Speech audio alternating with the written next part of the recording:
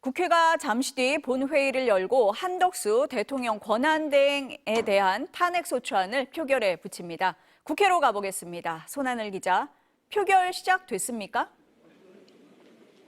네, 아직입니다. 한덕수 대통령 권한대행 국무총리에 대한 탄핵소추안을 표결할 국회 본회의는 오후 3시, 그러니까 지금 개의가 됐어야 합니다. 지금 3시 1분이 지나가고 있는데 아직 국민의힘과 더불어민주당 양당이 2시 반부터 시작한 비상의원총회를 계속 진행 중입니다.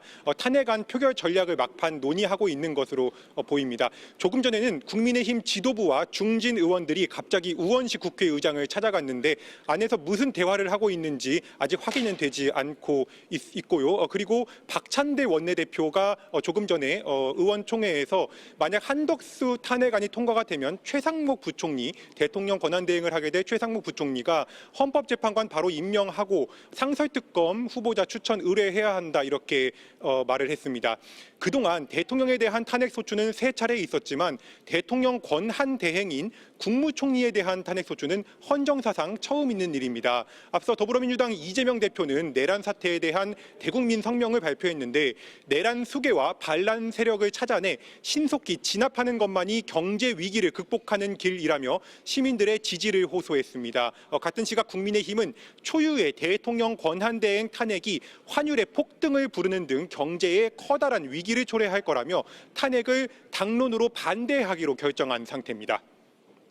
네, 여야 주장을 들어보니까 팽팽히 맞서고 있습니다. 탄핵안 표결 전망은 어떻습니까? 네, 의결 정족수가 몇 명일지 이게 가장 큰 쟁점입니다. 이번 탄핵소추안의 대상이 현직 대통령이 아니라 대통령 권한을 대행하고 있는 국무총리이기 때문입니다. 민주당은 대통령 권한 대행은 헌법상 직책이 아니라 권한을 임시 대행하는 상태를 뜻할 뿐이라며 일반 국무위원 탄핵소추에 필요한 151명의 동의만 받으면 된다 이런 입장입니다.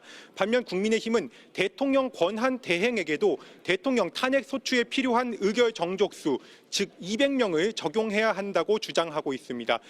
국민의힘은 만약 의결 정족수가 과반수인 151명으로 정해지면 아예 본회의장을 나가 로텐더홀 등에서 규탄 대회에 나서고 만약 대통령 탄핵 기준인 200명으로 정해지면 표결에 전원 참여하기로 했습니다. 헌법에는 권한 대행에 대한 탄핵소추 의결 정족수 규정은 없는데 우원식 국회의장이 이 기준을 지금 어떤 근거로 어떻게 정할 것인지도 관심입니다. 국회 본회의장 앞에서 전해드렸습니다.